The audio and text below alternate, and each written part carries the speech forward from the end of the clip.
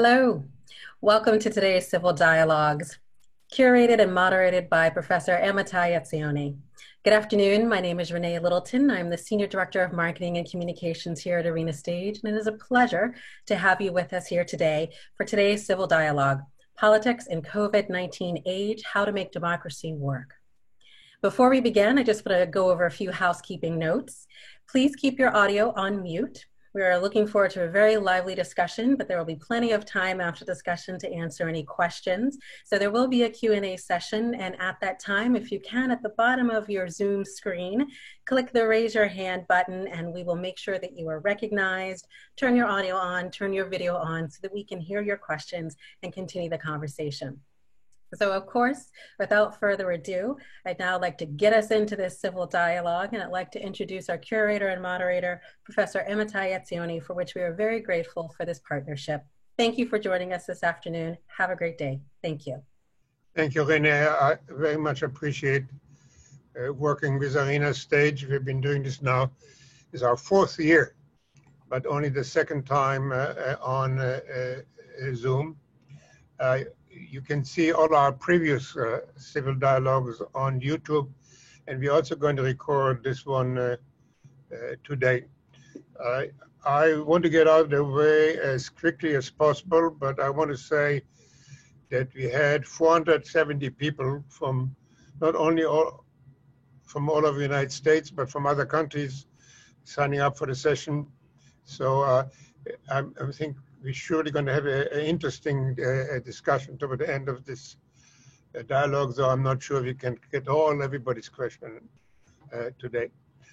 The way we're going to do that is I'm going to raise three questions just to get the conversation rolling, and from then on I'll get out of the way and I'll listen to my esteemed colleagues. So the first question, I think, to get us started, is there are a lot of people who are concerned about the future of the coming election. Today, the New York Times, there's a whole page on it. Emily Bazelon had a long article about it in the New York Times Magazine. It's all over the place, which is by itself a sign of concern. And basically, the people raise concern about three different stages of the process. Some people are concerned that President Trump may move and delay the elections. This has been done in other countries, and recently all kind of primaries were rescheduled. So in a sense, there's a precedent. Of course, primaries are not federal elections. And second, people are concerned about voter suppression. And that is not only a theoretical issue, it is happening by some observers in many states. Just to give one example, in Florida, the majority of the voters granted what's called these days returning citizens. In my days, it was called ex-cons.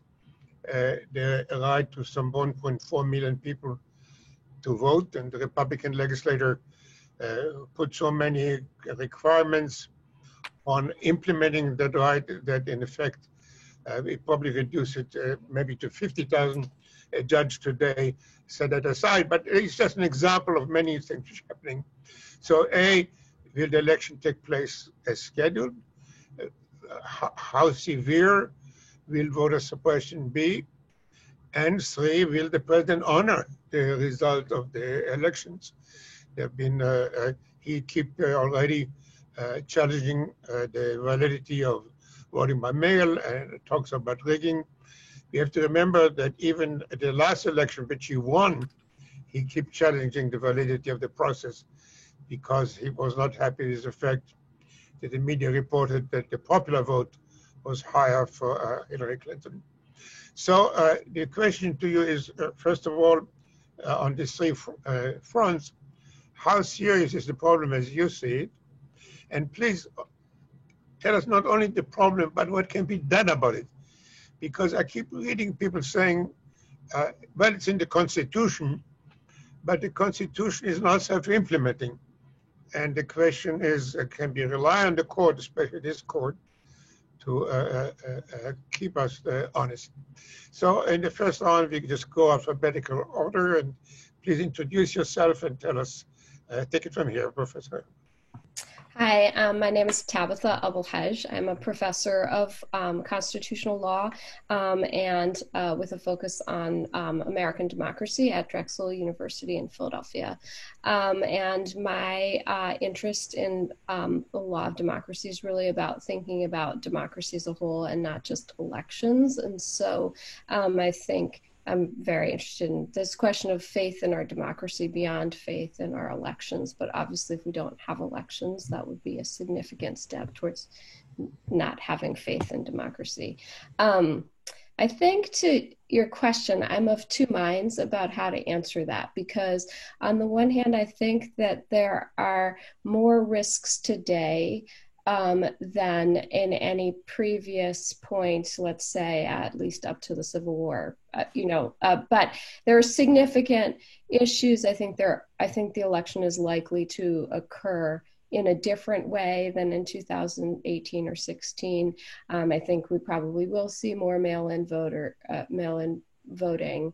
But I actually think the more that I feel like we should plan for the risks, but the more that we talk about the risks, the more we may be undermining the possibility of a peaceful transition. And so I do think there's an importance in recognizing that, of course, there are some risks, but there are actually lots of limitations on the president's power to just not have elections. I think the fact that we have 50 states, and that in a lot of those instances, state elections are really about the governor's power more than the federal government's power, is important unless Congress actually acts through legislation.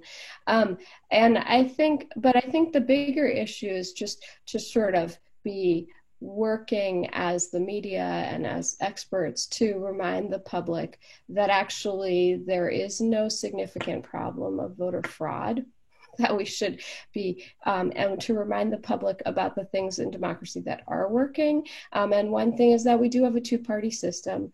It is definitely in the interest of the parties both to push back if there is voter suppression. We do have courts that function. We have courts that function, again, at multiple levels. So like in Pennsylvania, the Supreme Court did sort of rule that they would not enforce a norm of non-partisan gerrymandering, but the Pennsylvania Supreme Court reached different consideration, and we have had redistricting here. So I think all of the federal, all the moving parts create potential, and I think it is sort of incumbent on experts and the media to paint a picture that is not all dire. Otherwise, there will be increased rhetoric about stolen elections, which I think will make it more possible for that to occur. Well, I guess I'm next. I'm Bill Galston. My day job, insofar as one can distinguish day from night any longer, is as a senior fellow at the Brookings Institution. I'm a political scientist by trade. I've wandered in and out of 6 presidential campaigns and one presidential administration. At least as much to the point, about 20 years ago, I founded a research center, which is still in existence, to study and perhaps to do something about the political and civic engagement of young adults, one aspect of our politics that I think will be especially important in the year 2020.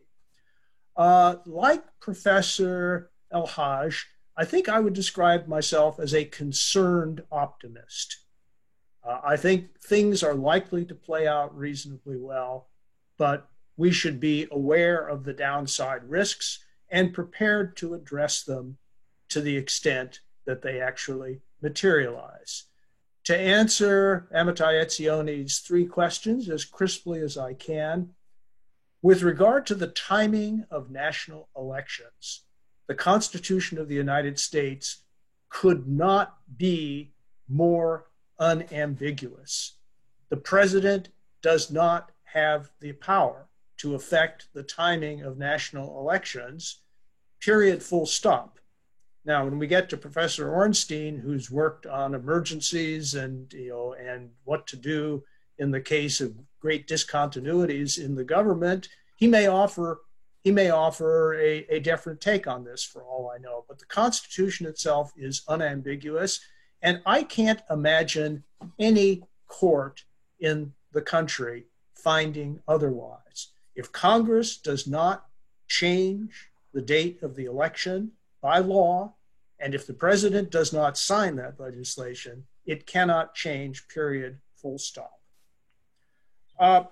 Will there be voter suppression? Well, as we all know, there's been controversy, increasing controversy on this subject in recent years, but the topic of the year is really mail-in ballots, voting by mail. Here again, I'm an optimist because nearly every state, has absentee ballot provisions, and 29 states, including all of the contested states, have in effect no excuses absentee ballots, which means you don't have to give a reason to request an absentee ballot. All you need to do is request it. And I don't anticipate any of those states between now and November changing that provision. And so there may be some debate at the margins, but I think that mail-in voting ought to proceed pretty smoothly according to existing law. With regard to the third question, will the president accept the results of the election? This is a president who does not lose easily. And even when he loses, he never concedes that he has lost. So that's a topic of, I think, legitimate worry. But I would say this: everything depends on whether the president stands alone in questioning the results of the election, or whether his political party stands behind him when he does. So I think the most crucial actors in the days and weeks after the first week of November will be Republican elected officials. If they finally draw the line and say, we cannot cross the line that the president has just crossed, I think we'll get through this okay. If it turns into a partisan battle, then all bets are off. We lost one of our colleagues, so Norm, it's your turn. Okay, thanks, Amitai. I'm Norm Ornstein. A few things I would mention in the introduction. I'm a resident scholar at the American Enterprise Institute and been there for a long time. I'm also chairman of the Campaign Legal Center, which, by the way, brought the lawsuit in Florida and which gave us at least the ability for now to eliminate what was effectively a poll tax on people who had served their sentences and were given by referendum a right to vote in Florida. And we will be doing more of that. Third, Bill alluded to this a little bit. I participated in and helped create a continuity of government commission in the aftermath of 9/11, where we looked at a whole series of things that could occur that would create discontinuity, both in the ability of Congress to meet and function, presidential succession, and the Supreme Court, but also on elections. And it wasn't just the possibility of a terrorist attack, something we also have to keep in mind here, because a terrorist attack doesn't necessarily mean planes going into buildings. It can also mean interfering with voter registration numbers, an electrical grid shutdown, all kinds of things that could happen that could disrupt an election, but also natural disasters. And remember, we had an anthrax scare in the aftermath of 9/11, which raised some of the questions that are parallel now with a pandemic. And we're reconstituting this group and working on many of these areas. Let me address just a few of the things that you mentioned and respond to a couple of the comments that my colleagues made. I would say I'm a little less optimistic than both Tabitha and Bill. I'm a little more worried, and there are many fronts. First, with the voting itself, Bill is absolutely right. The president has no authority to cancel or change an election. I mentioned one other thing. I created a group, or helped create a group called Why Tuesdays some years ago, asking the question about why we vote on Tuesdays. And it's because our federal elections are governed by an 1845 law that set the election date at the first Tuesday following the first Monday in November, so that in an agrarian society, people could have time to travel to get to market day and then get back home and also have time for the Sabbath. So we vote on Tuesdays because of an agrarian society's needs that are absolutely irrelevant to today. But that's set by law. Congress could, in theory, change the law if the pandemic is much worse.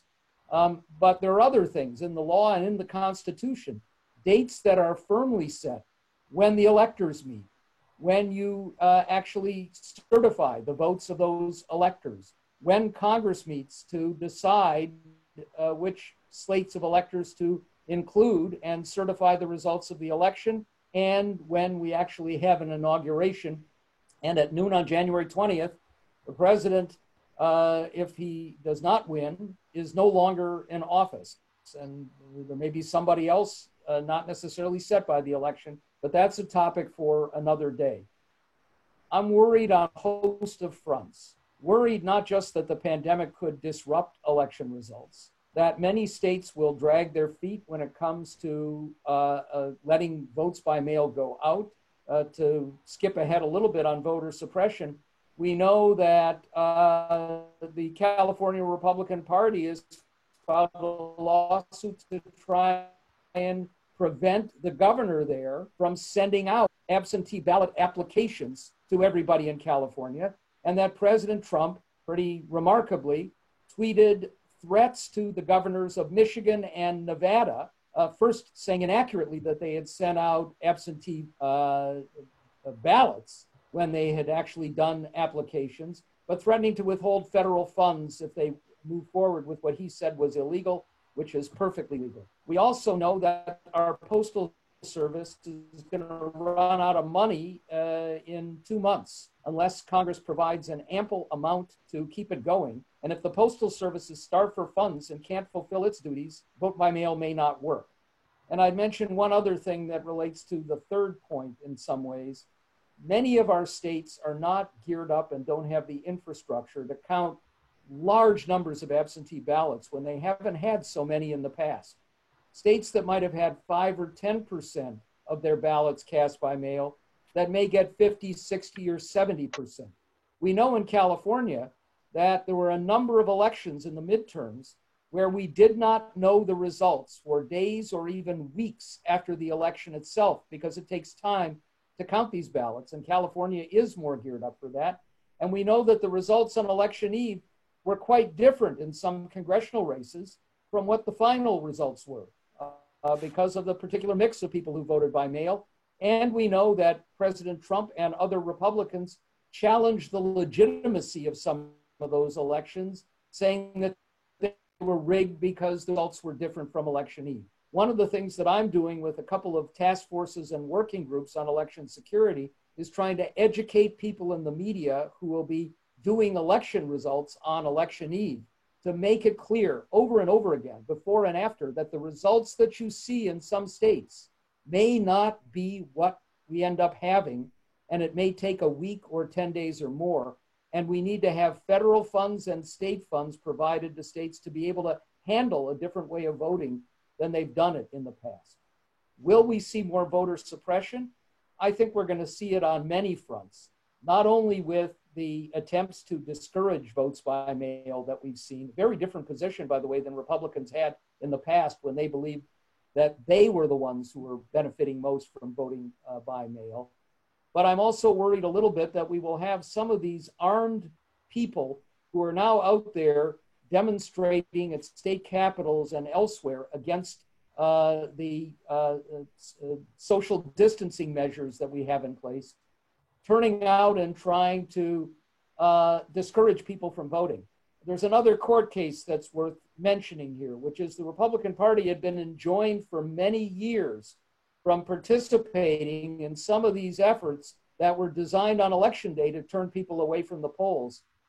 The court basically said that was no longer applicable. And that was, to me, very similar to when Chief Justice Roberts, when he blew up the Voting Rights Act with Shelby County, said, oh, we don't have to worry about racism anymore, and we've seen what's happened there. So there are many things, formal and informal, that could lead to attempts to suppress votes, and we need to worry about all of them, and we need to make sure that we have resources and measures in place and pre-warning for the kinds of things that could happen so that we don't get those disruptions on election day. Now, I'd mention just one last thing, which is after the election itself, there's something else that concerns me, and that is that we may see some states going against the election results and having state legislatures or governors or both saying, we don't trust these results, and we're going to send a different slate of electors to Washington to be counted. If we have many different slates of electors and contested slates of electors, it gets very complicated, but it's quite possible that we won't have a result in the end, and that we may see yet again a replay in a somewhat different fashion of what we had with Bush. Electors can be counted, and that's a nightmare that I really don't want to spend a lot of time contemplating.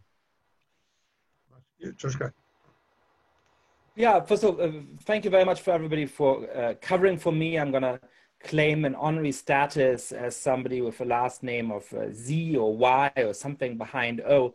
My internet connection was briefly gone. I hope it's going to be more stable for the rest of our conversation.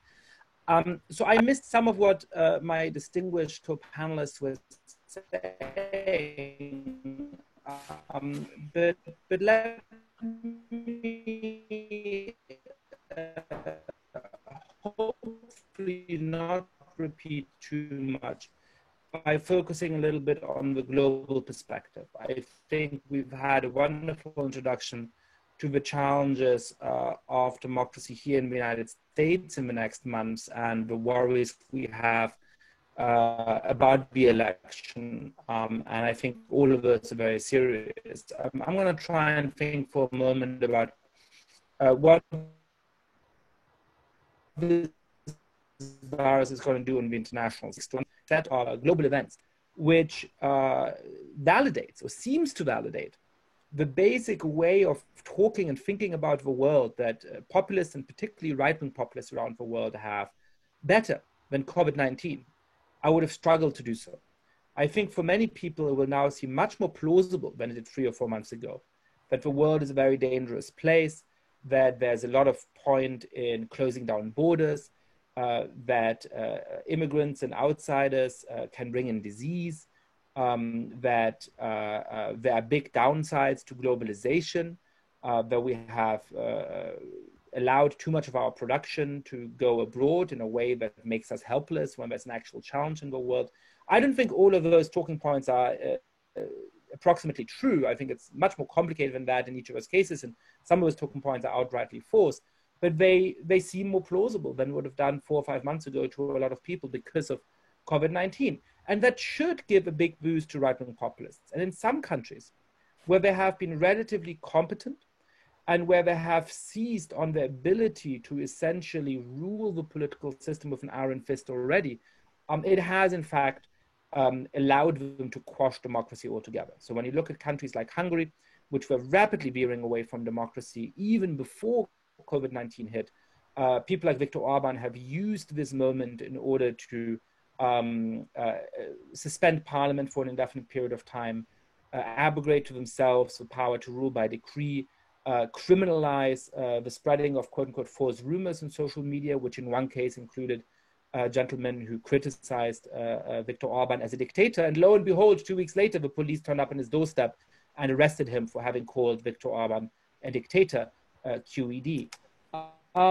So I think that there is a risk of this happening in many places, and certainly in some countries, it will allow these right-wing populists to just get rid of the last vestiges of democracy.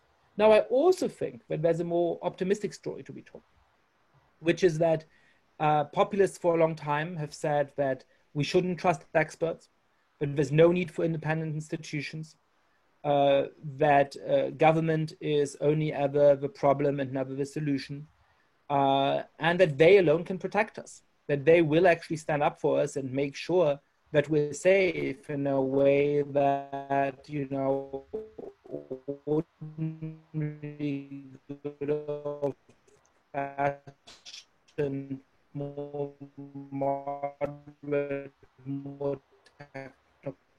technocratic, less populist, it's become very clear that actually the populists are failing at that fundamental promise that they have made. And one thing that makes me perhaps a little bit more optimistic than my fellow panelists is that I fear for the integrity of elections in the fall. I fear for the mudslinging we're going to see for the next 6 months from the White House, which is going to be even worse. It's hard to imagine than what we've experienced over the last 3.5 years. I think there's a good chance that a good number of Americans are looking at the criminal inaction from the White House, at the fact that we don't have any coherent federal response to this immense challenge that has at this point killed over 100,000 Americans, and get very, very angry. And the question we tend to ask about that is wrong. The question we tend to ask is, what will it take for Donald Trump's most committed base, for his super fans, to change their mind? Okay. Americans who voted for him in 2016 who were not part of that base, who were not part of a super rejuvenate some of these democratic rules and norms when I've been at pretty much any point in the last. We seem to have some technical difficulty in getting Professor Munk, so maybe I will do the next round. Those of you behind the scene who work on the technicalities can help see if we can get a clearer line.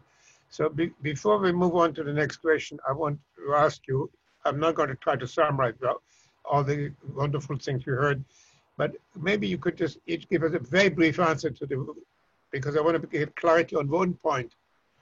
If the result of the election are challenged, and if the matter goes to the Supreme Court, what kind of resolution do you expect from the Supreme Court? Just a very short, brief answer, please. Well, it's hard to answer that question in the abstract, Amitai, because it depends on the substance of the challenge. And, you know, we have the answer to one very specific kind of challenge in Bush v. Gore of blessed memory.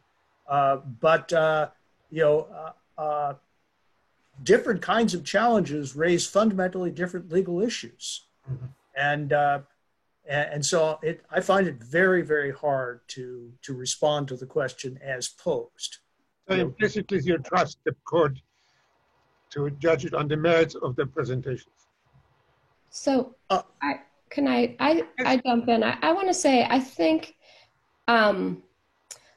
we have seen the courts do better than one might expect if you only see them as partisan institutions through the Trump administration, where the issues have been clearly about the rule of law. And by that I mean, I think when the first round of executive orders came around immigration, both Republican and Democratic judges stood against the executive order.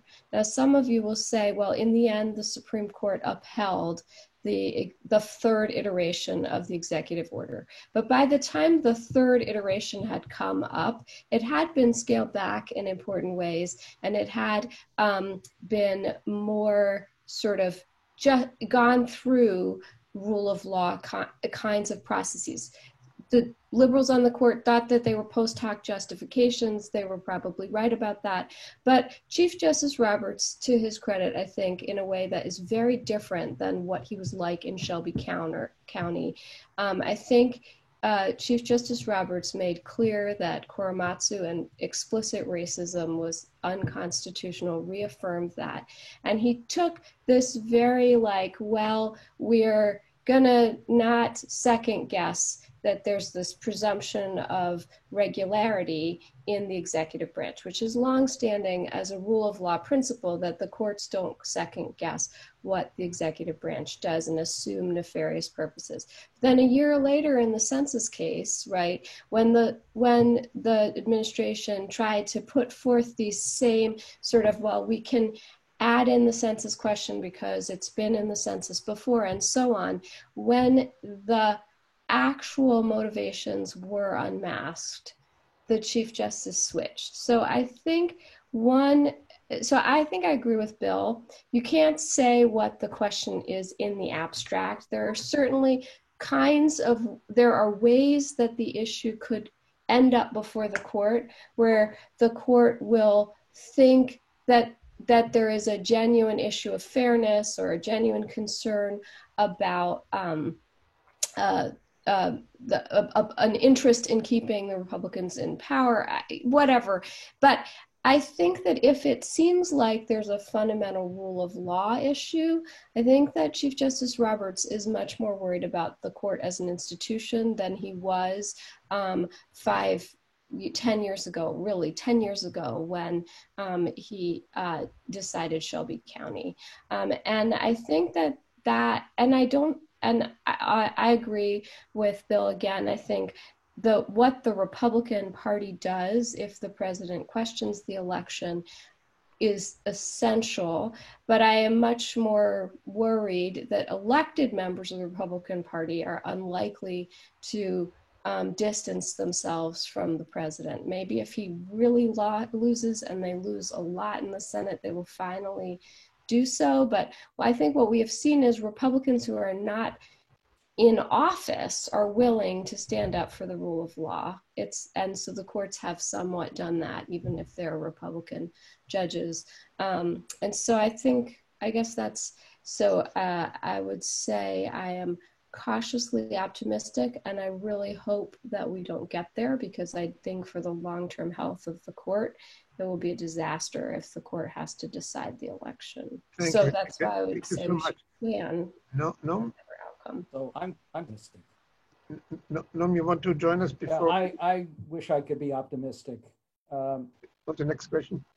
Yeah, wait, before we do, Amitai, let me hope, I'm not so optimistic. First, on every issue of campaign finance, voting rights, redistricting, anything involving the electoral process, the court has gone 5-4 in a partisan way, and Roberts has written many of those decisions, including instances where it should have been pretty clear. We know that there was an easy standard, for example, on partisan gerrymandering. And Roberts basically made a bunch of stuff up about how this was gobbledygook. I don't see a single case involving voting rights or elections where we have any reason to be optimistic. Now, it may be just clear cut. It may be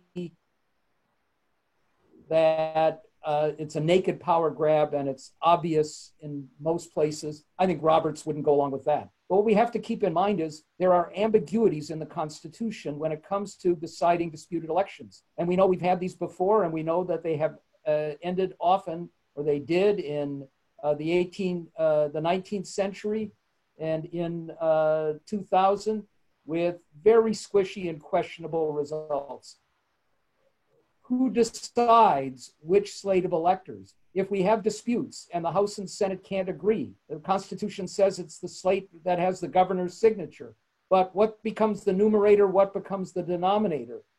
All of these decisions that are not absolutely clear cut, I really worry that there's a thumb on the scales and a 5-4 vote. I'd like you to lead on the next question. And that is, we hear a lot about how obstinate the Trump supporters are, how they are, despite all the news, they don't budge and they stick loyally to him. But some people are also concerned about people on the left. And so, for instance, according to some recent report, only 2 to 3% of the Sanders supporters are now contributing to the Biden campaign. Of course, there are this is not a conclusive indicator, but it's just one indicator. And recently, 21 progressive members of Congress put forward a call on cutting the military budget, which is not going to, very unlikely to pass, but again sends a signal. So some people argue that in the current situation, what you need is people put everything aside to ensure that Trump doesn't get reelected. On the other hand, that people feel very strongly that we need not just to get Trump out of the office, but we need major structural reforms in justice and social discrimination are rampant. It's not enough to have an election only on the question of who's going to be the head of state, but also on what kind of policies, and therefore they're pushing Biden to the left. So we used a lot of time on the first question. So if you could have more succinct answers on the second one. Mungval, we start with you. Joshka? Oh, yeah. Look, so it really depends how you're thinking about this. There's a lot of arguments being made that Biden really needs to consolidate the party in order to win the election. And it's absolutely clear that Democrats need to be able to mobilize the base. They need to be able to rally their troops. But a lot of the discussions that you see among the kinds of people who join a seminar on Memorial Day in order to talk about politics are way off from where most voters are. If you look at the second most preferred candidate of Joe Biden voters, it was Bernie Sanders. And if you look at the second most preferred candidate of Bernie Sanders voters, it was actually Joe Biden. There was a poll recently in which about 3% of people say that they would vote for independent rather than either Trump or Biden. And Biden was ahead by about, Trump was ahead by about 2 points in that poll. And so a lot of people, which by the way was an outlier because Biden is ahead in virtually every poll that's been taken in the last months. And so a lot of people on Twitter were saying, you see, we got to move left in order to capture these 3% of people, and that's what's going to put Biden across the top.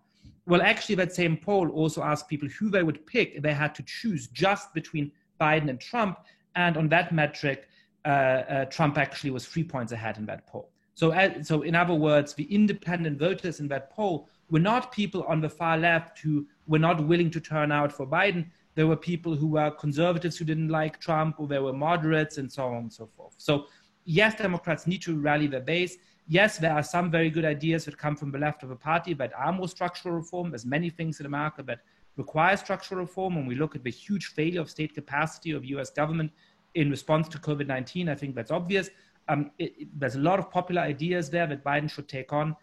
He should try to rally the troops and unify the party. But the idea that after having won the primary resoundingly by being in the center left, Biden should now win the general by running to the far left, I think is just not backed up by the facts. Ben? Bill, would you take it from here? Oh, I'm sorry, Amitai. I'm basically where Yasha is. I think in the end, the significance, just to start with 1 point, of that 3% figure for third-party and independent candidates is that it's only half of the 6% that we saw in 2016. And this is an election, I think, in which, to a much greater extent than was true in 2016, people will be choosing sides, and they know what the stakes are on both sides. I'd add also that the Biden campaign is doing what it can to cement party unity while not moving too far off the position that enabled that enabled Biden to win the Democratic primaries resoundingly. Some compromises will be made, and the situation in the country has changed so significantly at this point, compromises should be made. The argument that the COVID-19 pandemic has unmasked a number of structural flaws in current arrangements is, I think, a pretty potent one. And you don't have to be a democratic socialist, for example, to believe that our system of unemployment insurance, which we basically inherited from the 1930s, is in tatters and needs to be replaced with something much more effective, much more national, a truth so palpable that a number of conservative Republicans are now jumping on the structural reform of unemployment insurance bandwagon. So I'm an optimist that party unity can be secured without making disastrous compromises that would fundamentally weaken the posture of the ticket going into the fall. But note that this is a fundamentally different question from the first question that we dealt with, because it deals with the consequences of politics as traditionally and legitimately played. It has nothing whatsoever to do with breaches of rules or with fundamental challenges to the legitimacy of the political order. No? So a couple of things. First, I am more optimistic. Bernie Sanders came around much more quickly and much less reluctantly to supporting Biden than he did when it came to Hillary Clinton in 2016. Most of Bernie's top people, with a few notable exceptions, have done the same thing. And as Bill said, Biden has reached out. He's brought in many very progressive people into task forces on the policy front, which is more symbolic, but that's important as well. I would just raise a caveat, which is we know that the Republican Party, Trump, and outside groups are going to spend a fortune to define Joe Biden as the worst possible character that the country could imagine. And some of that will be aimed at alienating the left, trying to turn this into a choice rather than a referendum, given where we are in terms of a referendum, and make it a lesser of two evils thing again, get people to decide not to vote, or almost certainly there will be a candidate on the left for the Green Party who may drain away some votes. And we know the Russians are likely to be involved in doing the same thing, trying to alienate some of the elements of the base of the Democratic Party. I'm just much less concerned that that will be effective this time, especially if we continue down the path that we're on, where we will have both an economic and a health disaster that will get worse before it gets better by the time we get closer to the election. And mostly what we've known in the past is that voters make up their mind on economic conditions by about the third quarter or even before. And at this point, that's really bad news for Trump. And we have to hope that it's not close in the end, in any event. Professor Boyd, last word?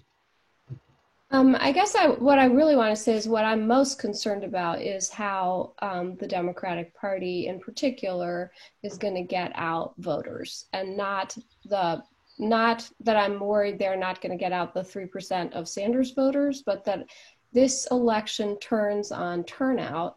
And turnout, as we were talking about earlier, is very much about mobilization, face-to-face politics, interpersonal politics. We've had all these organizations that were set up to do that kind of mobilization, and now we have this period of shelter in place where they're not doing that. And I think that because it's not about turning out just the 3% Sanders voters, it's about turning out the person who just lost their job, who may be worried about their kids. You know, it's the intermittent voters and the hope that we would get new young voters into the electorate. And that is going to be much harder. And that is going to be harder at a mobilization level, but it's also going to be harder at a law level. Registering to vote is very time intensive. It usually happens in person. It requires a lot of documents. And that is a whole order before we get to, you know, will the votes be counted on time? Will people get their mail-in votes on time? What will be the you know, like there are a million election minutia that can go wrong, but if you can't get people to register who are intermittent voters or new voters, and if you can't get them interested because they're so preoccupied with their personal life, health, economic situation, that I think should be our primary focus. Wow, that is excellent discussion already. So we have about 15 minutes before we invite everybody else to join us with the question. For the last question I like to raise, and that is a more, not tied immediately to the current election, but a more a general question, and not also certainly not limited to the United States. And that is, the founding fathers were very worried about the mob. And the whole idea of representative democracy was to avoid the notion that people will react on their impulse and vote. And the idea was there's going to be a deliberative process where people are going to meet in the legislature, discuss things in public, engage the public in discussion, and after months of deliberation, a new shared understanding will arise. The question is, to what degree the social media now, by making it so easy for a demagogue to reach directly to people and skip the deliberative process, to what degree it makes democracy ever more difficult. It's not only a question of deliberating in Washington. So here, you guys had earlier, young lady, you had a chance to introduce yourself earlier, and I just add one thing about myself. I spent 20 years at Columbia University working with Professor Lazarsfeld, who was considered one of the great students of public opinion. And he came out with this insight, what he called the two-step process. And he collected data, I wrote a whole book about that, to suggest that the media was really in those days, in the olden days, not connecting directly to the people, but mainly connecting to opinion leaders, to the clergy in an African-American church, to a labor leader, and people were interacting in their communities, processing the information, paying mind to their fellow community members and to the local leaders before they're making up their mind. And the question is now again, if the social media does not short circuit all that and prevents the deliberative processes, both on the local and on the national level, if it's a problem, what is there any correction? So if you could make that relatively quickly, then we'll have a time for all these people who are dying to ask you all kind of questions. So who wants to take the lead here? I'll start in that case. I'm worried on a couple of fronts.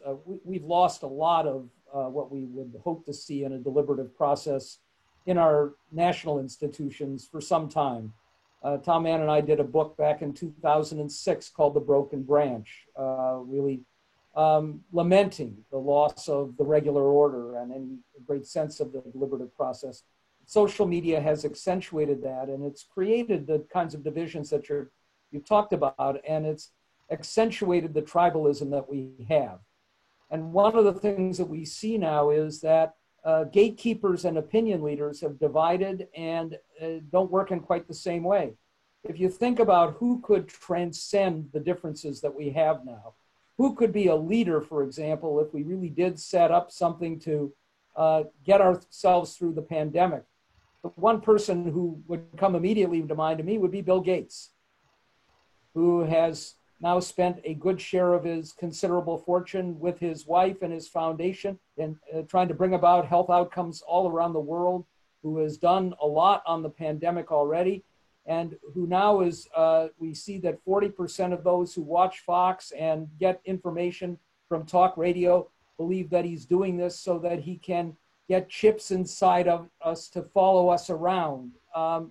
We're in a world where conspiracy theories and wild claims and QAnon and things like that can take people off in a very bad direction, and where you can get information that is not factual and yet believe it, and where it can drive out any sense that experts or facts matter anymore. And just one last point, Twitter as social media are trying to figure out how to deal with the outside influence of pernicious groups like the Russians or the Chinese, as well as what's happened inside. And a little while ago, they issued a directive that they weren't going to take world leaders off their medium, but when they did things that would otherwise violate and get people banned, they would note it. Well, for the last week or 10 days, Donald Trump has repeatedly and outrageously accused one of our major media figures, Joe Scarborough, of participating in a murder, which is outlandish, false, defamatory, despicable, and there has not been anything from Twitter that says, hold on here, this is violating our standards. So our social media themselves, in terms of policing the process, have fallen woefully short and don't seem to be doing much about it. I'm going to be the optimist again. I'm actually not an optimist. I think we'd all be better off if we got off of social media, but I actually think there's some reason to think people are. I'm sure that some of you have seen this news report, but apparently David Muir's ABC News program has had its ratings like rocket high. It's like, I assume, the equivalent of like Peter Jennings in the 1980s when I was growing up, and he's got more than 12 million viewers, and the next two competitors are the other nightly news. And it's not just people over 65. He's got a new influx of 25 to 54-year-olds who are going back to watching the nightly news. And I think there's been evidence of sort of increased faith in the experts, Fauci and the governors who have gotten a lot of media, people watching them, and the health commissioner, I think it's the health commissioner in Michigan, who's extremely well liked, or maybe it's Ohio. So I think, again, one problem with social media, again, I don't want to deny that there are huge problems with social media, as we saw in 2016, but I also think that there is perhaps this crisis has brought some shift among not either the far left or the far right, but the middle, of sort of wanting a different kind of news, looking to a different place. And I also just want to say, American democracy has been lousy for a long time. I really recommend to everybody Rick Hassen's book, Election Meltdown, which I think is a great book. But there's also a great review of it on Balkanization by Franita Tolson, who pointed out that, it's not like there hasn't been equivalent levels of voter suppression, or even worse. And much of American democracy was non-deliberative, and certainly excluded people between African Americans in the South for a long period of time. So it is also, I think, we still have a long history of working with a system that's deeply problematic. That's my take. Let me jump in, because I think that my opinion may be somewhere in the middle of those two. So I agree with Norm that the way to think about social media is as a structural shift. So, even 25 or 30 years ago, we really lived in a world of one-to-many communication. So if you wanted to reach a lot of people, you had to have access to the columns of the New York Times or the Wall Street Journal, or you had to be featured on one of the broadcast networks. And so there was a kind of vetting process. Now, that also excluded a lot of important voices, a lot of interesting voices, but it did make sure that people who, frivolously accused major figures of American life of murder without any kind of evidence just would not have had the voices heard in those kinds of networks. Well, now we live in a world of many-to-many communication. Despite my repeated internet troubles today, it's possible for us to sit in 5 different locations and reach a considerable audience just from the devices we use every day. In any case, it's an incredible transformation. But in that world of many-to-many communication, it obviously becomes much easier for people to incite hatred and to lie and to form new political movements. So the distance between the gatekeepers in society, the elites in society, and everybody else has shrunk considerably. Now, I think what's optimistic is that there shouldn't be a reason why that systematically helps populists. I think it helps political outsiders. I think it brings more political instability with it, and those are all potentially worrying things. But it should be possible for defenders of decent values to have big reach in social media as well. It should be possible for more mainstream political parties to up the social media game. I think slowly, we are starting to do that. I think some of the novelty of the outrageous claims is wearing off. I think, if Joe Biden wins the election in the fall, it's in large part because a lot of people think, I just want to be able to go back to, watching football on a Monday night and talking about that with my friends in the bar rather than having to talk about politics all of the damn time. So I don't think that shift is unidirectional. It can be exploited by different political forces. And if the people who are standing up for our constitutional system and for decent values have a culture of their convictions and actually use those platforms for their own purposes, I think we can beat back those populists who certainly profited from social media. It wouldn't have been possible in this form without social media, but who aren't the only people with a Twitter account. I promise to answer your question briefly, Amitai, so we can get on to questions from the hundreds of people around the country and the world. Point number one, and for the record, I think that the legal architecture designed a quarter of a century ago that has allowed damaging anarchy in the field of social media needs to be rethought from the ground up. There's no time to discuss that now, but we do not need to have the kind of situation that we're contending with right now. That's point one. Point two, with regard to the effect of social media in the 2020 campaign, I'm an optimist for a reason that hasn't been stated yet.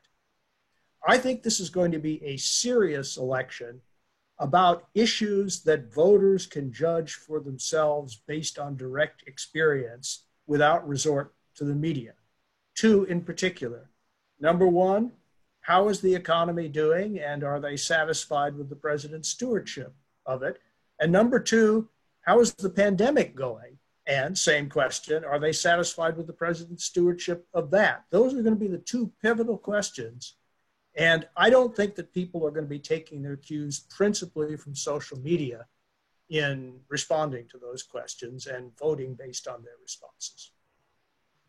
Well, not only was it an excellent discussion on all the three issues I raised, but we're very much within the time frame called for. So thank you all for that. And so now the people whose faces you don't see, my technical partners behind the scene, going to introduce various questions. I asked those of you ask questions or make comments. Be brief to give other people a chance. So let's make it happen. Hi, our first question comes from one of the attendees in the audience. His name is Kenneth. Kenneth, I am going to turn on your microphone now to let you ask the question. Okay, hi Norm, and hi Bill, and hi other panelists. This is Kenneth Shepsley from Harvard University. Hey Ken.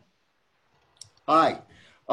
The question, I guess, mainly to Norm and Bill, but the other panelists are welcome to chime in, is nobody has mentioned the role that potentially could be played by Mitch McConnell in terms of the legitimacy of the election result. Now, Mitch McConnell can either win or lose his own Senate seat, and his party can lose or retain the Senate. So we have political science's famous 2x2 table. I don't expect you to interpret all four cells, but I'd be curious to know what your views are of the role potentially to be played by the Senate Majority Leader. Thank you. Go on, Norm. It's more complicated, of course, Ken, than a 2x2 table, as you know. McConnell is going to do whatever he can to retain the Senate control for the Republican Party, obviously to keep his own seat. But, and one of the things that's an interesting twist here, of course, is that the actual count of the electoral votes takes place on January 6th, while the new Congress and the new Senate convenes on January 3rd. So if we end up with a 50-50 Senate, which is a real possibility, one of the more interesting questions is not just the role that Mitch McConnell would play, but the role that the vice president would play as presiding over the Senate. And it's not clear from the Constitution if he would have the ability to cast a tie-breaking vote, for example, if there's a question about either a slate of electors or actually who becomes the vice president. But beyond that, McConnell, I think, from the day of the election forward, probably from the day before the election and the weeks before the election, is going to use whatever power he has to make sure that he retains his seat, they retain their majority, and that Trump can get elected. What role he can play with that, you could think of it along a number of lines, but one of them, of course, is whether there's another vacancy on the Supreme Court.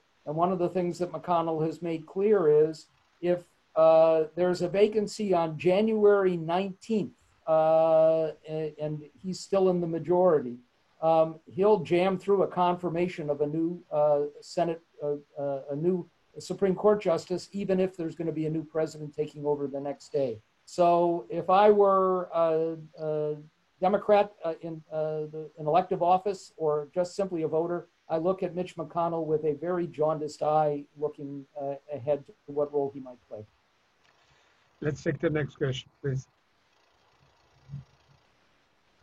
Sorry, I'm going to just jump in for 5 seconds. I just want to say one very simple thing about this, which is this is one more reason why it's really important that Joe Biden doesn't just play for victory, but for a big victory. One reason is just all of these questions about how exactly the election is going to be ratified and what kind of dirty tricks Trump and his allies might get up to. And the other reason that I want to briefly mention is that it's very, very important that we eventually have two functional political parties in the United States again that are both committed to the basic values of our constitutional system. And since there's a lot of conservatives in this country, one of those parties is always going to lean strongly conservative. And I think the only way that the Republican Party realistically gets back to that is if Trump doesn't just lose in 2020, but if he loses big. So for both of those reasons, I really think Democrats need to go for a large victory, need to run the kind of campaign that might make that possible. Agreed.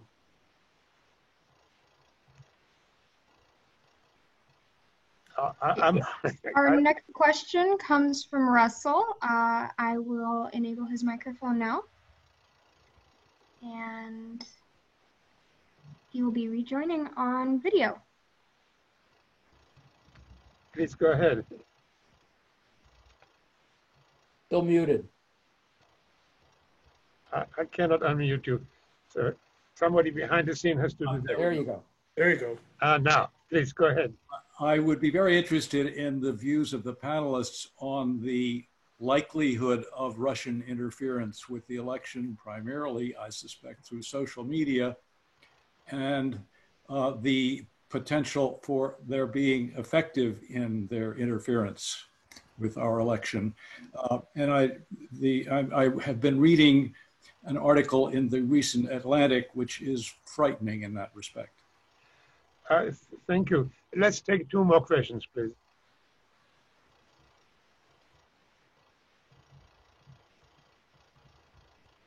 Hi, our next question comes from Thomas Brewer. I am enabling his microphone now. You're on. Thank you. I'm emeritus faculty at Georgetown University. I'm concerned about the margin of victory and defeat in the US presidential election. My nightmare scenario is that it will be a very close election, say 51-49 in the popular vote or something like that in the electoral vote, in which case the president and his supporters will be emboldened to pursue all kinds of legal paths to contest the election. My optimistic scenario is that there will be such a substantial margin of victory and defeat that they will see it's futile that the courts, in fact, even the courts will be reluctant to get too involved in it. So I'm wondering, A, which of my two scenarios do you see? And given whichever scenario you do see, what do you think will happen afterwards? Thank you. One more.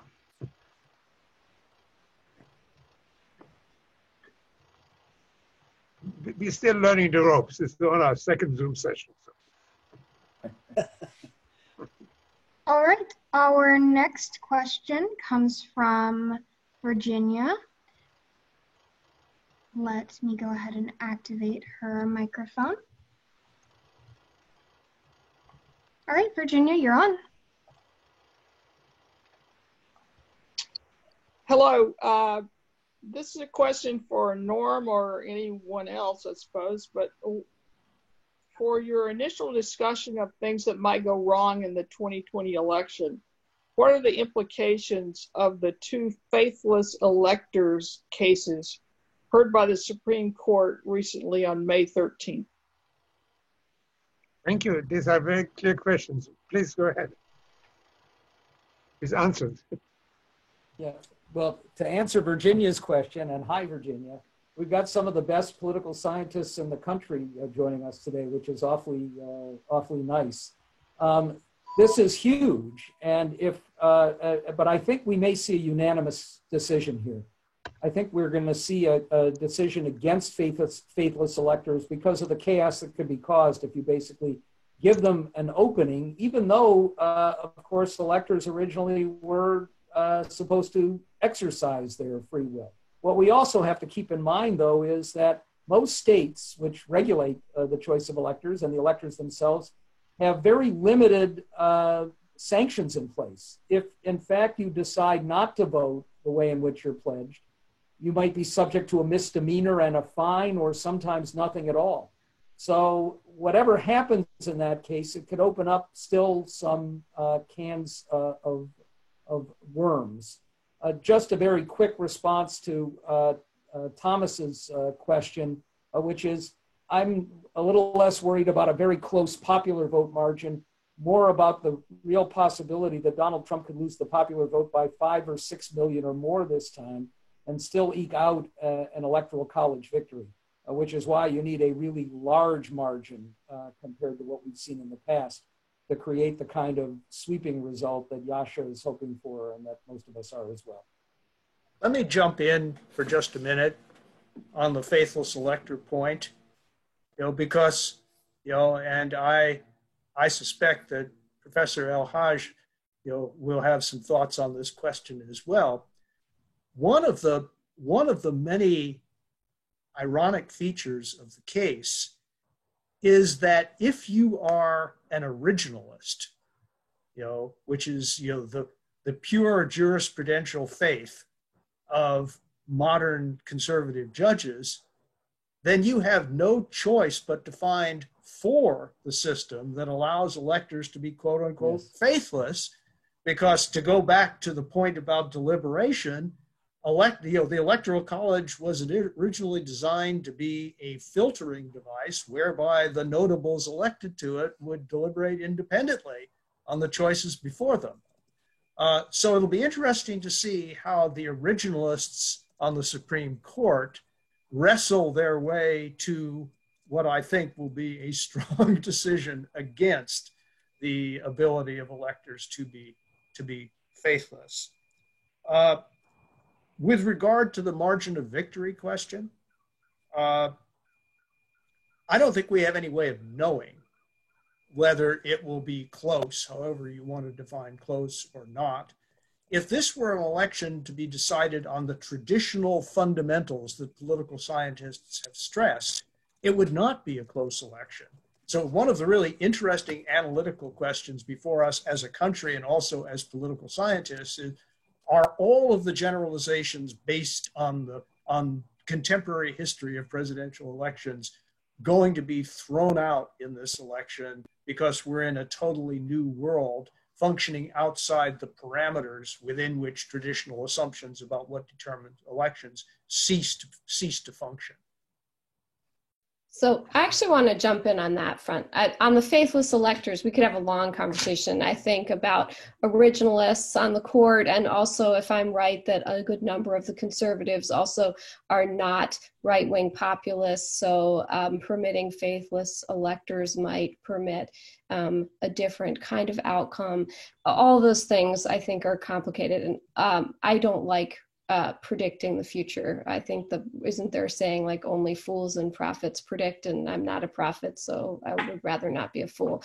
But I think on the question of my reaction to a lot of the questions about what disaster could or couldn't happen, how close will it be, is actually to remember that there are things that can be done now. So that's why I said I think we should be talking optimistically about planning, and I think we shouldn't underestimate how different we are politically in 2020 than we were in 2016.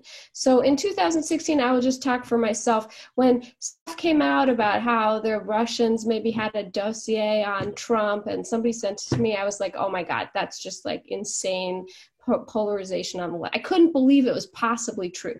In 2020, I'm like, yeah, I guess they really were interfering in the election, and he might have a dossier on it. You know, like I think like there was a level that in the Democratic Party, people did not believe Trump would actually win. And I think that Hillary was really operating a campaign based on the political science fundamentals. And I think that I think it was Yasha who said people just want to go back to being able to like watch their sports. I want to do that. You know, the entire Obama administration, frankly, the entire Bush administration, I did not check my phone 3 times a day to see if some other disaster had occurred. You know, like if I read the paper once a day, I felt like I was on top of the news cycle. I didn't need to read it multiple times a day. And I think for a lot of people, that has moved them to organizing in a way that, you know, 6,000 grassroots organizations, the last time I checked, were founded on the left, who have been mostly middle-class women. And yes, they aren't really prepared. They aren't going to be able to do exactly what they plan to do.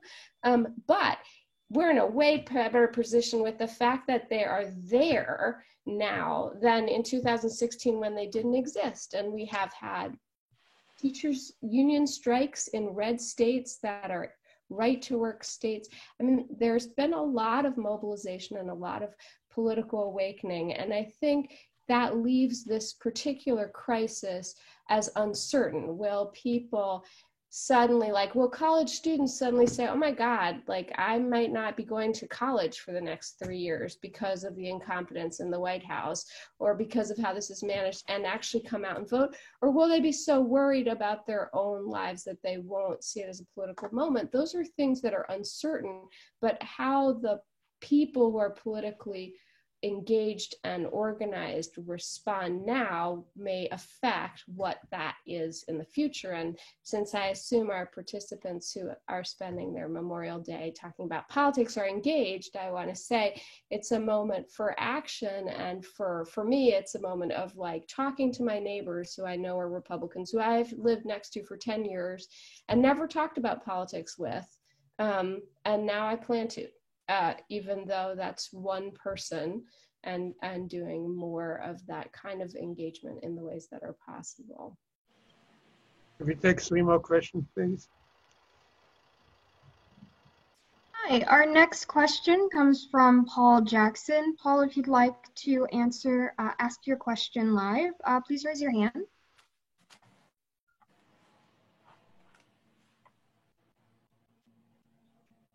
Okay. I will ask it then. Although not constitutionally empowered to set the date of federal elections, the president can declare a national emergency that might necessitate their postponement. What factual basis could actually justify such a declaration? Is an escalation of a pandemic leading up to Election Day one such basis? Could a president invent one? If a president did so, could the Supreme Court operate as a check? Let's have 2 more questions, please. Our next one comes from our stream on Facebook Live. Here it goes. Professor Abu Elhaj mentioned, I'm paraphrasing, that maybe we shouldn't dwell on the possible threats to election 2020. My question is, shouldn't we look at those possibilities and educate people that this could happen given Trump's history of challenging election numbers? Personally, I'm fully expecting him to launch a challenge on the election results. And one last one, please. All right, those are the questions we have so far. If anyone in the audience would like to ask a question, either live or in the Q&A box, feel free to raise your hand now.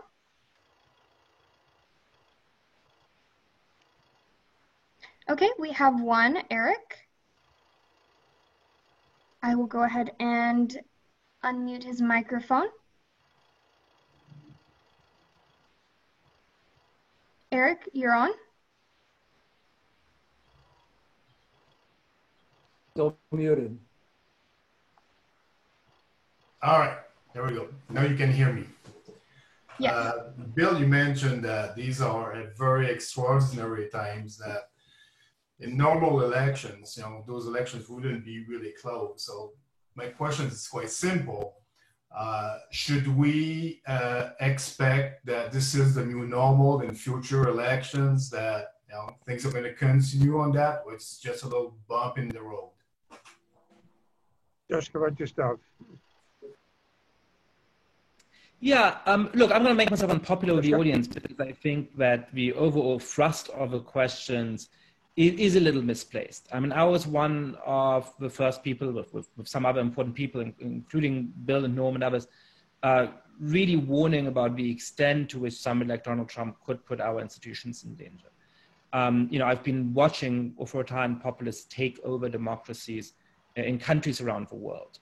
And many of those which political scientists considered consolidated democracies 10 years ago are now quite clearly either outright dictatorships or very quickly degenerating into dictatorships. So I'm not in any way complacent about the danger that these new kinds of political movements might really undermine our democracy. And I don't think it's outlandish to think that something like that might happen this fall in some kind of way.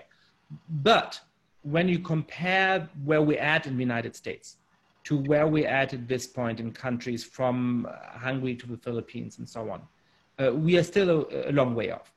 One of the great strengths of our political system in this context is its federalism. You don't have one national electoral commission. You have elections being administered, not just in 50 states, but in countless counties and towns and so on within those states. You have a Supreme Court, which certainly in a case where you could have reasonable arguments on both sides, but perhaps the best lawyers really think it should come down on one side, might vote on the other side if that allows Donald Trump to get reelected. And arguably that's what happened in the famous Bush v. Gore Supreme Court case in 2000. But it's not a Supreme Court that's going to simply pretend that the election went one way when it very clearly went the other way. If Donald Trump tries to stay in office, even though he lost the election, I have no doubt that he's going to be removed. And if it came to that, and I think it's very unlikely to come to that he would be removed by force. So, let's take all of these worries seriously. Let's work for the integrity of US elections, which, as Tabata pointed out, has never been perfect and which is likely to be even more imperfect this year than it has been in the recent past. Let's do everything we can to guard against that. But I fear that we're slightly in danger here of falling into paranoia of thinking that, Trump will just outright steal the election, or that even if he loses the election, he's just going to find a way of staying in office. And though I wouldn't dismiss this outright, I don't think that's a likely outcome at this point. I actually want to echo that idea, because I think there have been significant erosions of the rule of law over this administration, and with sort of Mitch McConnell's forcing the Supreme Court nominations through, with the over-politicization of the courts, which is a pre-Trump issue. It's going back 10, 15 years, certainly since Bush v. Gore, but possibly before that. I think those are really important things to talk about. I think the demonization of the media, the militarization of opposition, the unwillingness to believe in respectful disagreement. I think all of those rule of law considerations, and I think the way that the impeachment was handled was extreme in that front in terms of some of those rule of law issues were pretty clear, and that was the Republican Party in office was unwilling to consider them. But I think that is separate from what will happen, in November, this election. So I really appreciate your saying that, Yasha, because I think it's important to see how we have some concerning tendencies right now, and those are very important. And that doesn't necessarily mean that the election itself will be stolen. And the risk, I think, of talking so much about stolen elections is that that rhetoric does get taken up by the far left as well as the far right. And that can be corrosive as well to politics. So thank you. Those of you in the back seat, Bill? Norm, do you want to say something? Then I'll say something. Yeah, go ahead. I want to address just a couple of things I would add to that. One, on the national emergency front. Congress over decades has given the president an astonishing amount of emergency authority, far more than they should have, based on an assumption that a president would be a rational figure who would act in the national interest. And we need to, at some point, do a complete overhaul of those things. A president can take over the communications networks, a power given in the Telecommunications Act of 1934, can take over the transportation networks. But I do believe, and here I think I would join with Yasha and Tabitha and Bill as well, if we saw a naked attempt to declare national emergencies on that front, clearly just designed to block an election that he was going to lose, the Supreme Court would step in and would say that's simply not appropriate. I don't think I worry so much about a president declaring a national emergency or trying to use that authority, but every state, we have governors who have been given substantial authority over elections, even though they don't have the authority to cancel a federal election. What if, as we've seen with some of the primaries, a governor says, we're not going to allow the vote in the city because it's too dangerous for health reasons. And we get distorted results from a particular state as a consequence of that. And that's a reason why I think the aggressive push, the assertive push to do vote by mail, where much of this can take place before election day, where you're not going to have the same worry about a manipulation of results, which could happen in states or local areas, could take place. I disagree with Tabitha in this sense. I don't think you encourage efforts to steal an election by talking about it. I think we have to educate people in the different ways in which elections can be manipulated and understand why, if those happen at the last minute, they are in fact over the line and not acceptable. There has to be some sense of public outrage if things happen, and not a kind of fog of war when they're taking place because they're not aware that they might occur. I just want to clarify, it's not that I think one encourages people to steal elections. I think that it may discourage people who are apathetic from feeling there's a point in voting. And I think this is a critical moment where we need the intermittent to the non-voter to come out and vote. So I just want to clarify, it's not that I think that offering these scenarios offers a party or other ideas about how to steal the election. I think it is more that the more talk there is about democratic dysfunction, the harder it is to get young voters, to get minority voters, to get low SES voters, to get the single mom with 3 kids to come out and vote so that she might get better health care and she might get better unemployment insurance and so on. That's more my concern, actually. I'm just going to hop in briefly now because there are a couple of questions on the table from the audience that haven't really been addressed, and I think in fairness and respect, they should be. Is this the new normal? Boy, it better not be. We're in the middle of the worst economic meltdown in 80 years and the worst health crisis in a century. This is the new normal. God help us all. No, I don't think so. This is peak abnormal, in my view. should we be prepared for possibilities, even if they are remote, for election tampering or disruption? I think the answer to that question is yes. And that's not just a question of public education. It's also a question of mobilizing the relevant information and expertise in those groups that are capable of intervening quickly if a low probability event comes to pass. And I'm involved in some of those discussions myself. I know Norm is. I suspect Yasha is. I think it is helpful. Forewarned is forearmed. That doesn't mean hysteria. It just means preparation. And finally, many constitutions of many countries do what the Weimar Constitution in Germany unwisely did, namely allow for the declaration of sweeping emergency powers.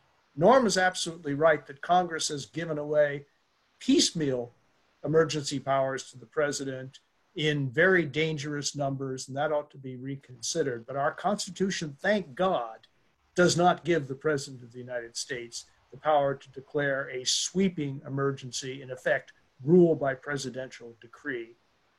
And that, I think, is a very useful bulwark against the worst outcome. So I just for a moment take off my moderator hat and add one more way of looking at that.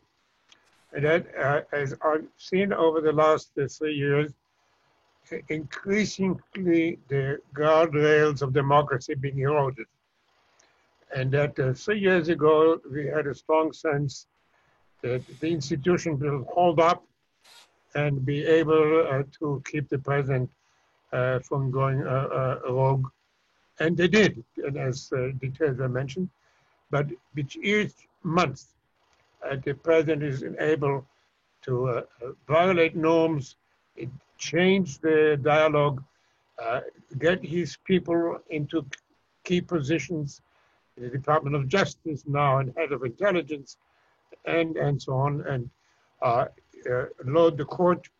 So I see the capacity of the institutions to keep the system working being diminished month by month, and certainly the crisis is not helping build public confidence in the system. So for me, the answer to the question, what should we talk about, is I would like everybody, and I'm talking about not as a moderator, to close their eyes and think what a second Trump term would look like. And that may get him to the voting booth. Well, let's use the last moments and see whatever last questions we have. We have about a minute or two.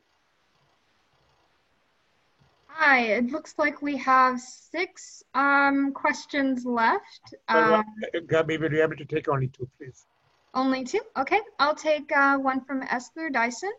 I will unmute your mic now.